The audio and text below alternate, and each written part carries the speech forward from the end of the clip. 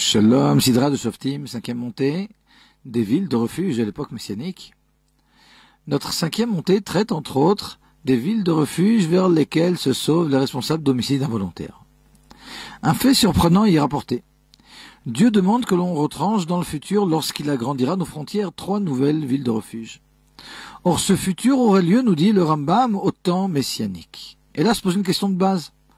Pourquoi aura-t-on alors besoin de villes de refuge? Y aura-t-il encore des homicides?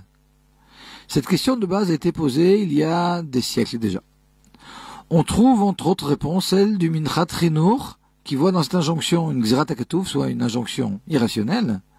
Le Alcher, lui, est d'avis que les villes de refuge serviront à ceux qui auront commis des homicides involontaires avant la rédemption. Quoi qu'il en soit, il est intéressant de comprendre la signification profonde de l'édification en temps messianique de villes de refuge. Chaque faute entraîne la disparition chez l'homme de force spirituelle. On pourrait donc assimiler ces fautes à des homicides. En fautant, on tue quelque part quelque chose en soi. Or, les fautes débutent toujours, nous dit le Talmud au traité de Sota, par un vent de folie qui traverse l'homme. On peut par conséquent trouver ici certaines circonstances atténuantes et assimiler la faute à un homicide, mais à un homicide involontaire. La solution est donc de se sauver vers une ville de refuge, soit vers l'étude de la Torah, qui elle seule pourra régénérer les forces spirituelles tuées.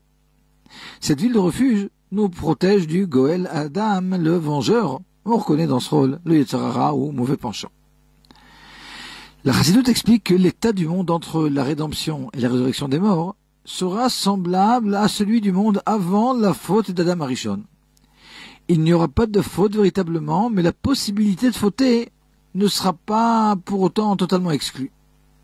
Elle ne le sera qu'à l'époque de la résurrection des morts, époque durant laquelle Dieu annulera totalement le mal du monde. En attendant la résurrection des morts, les fautes seront évitées grâce à l'édification des 3 nouvelles villes de refuge.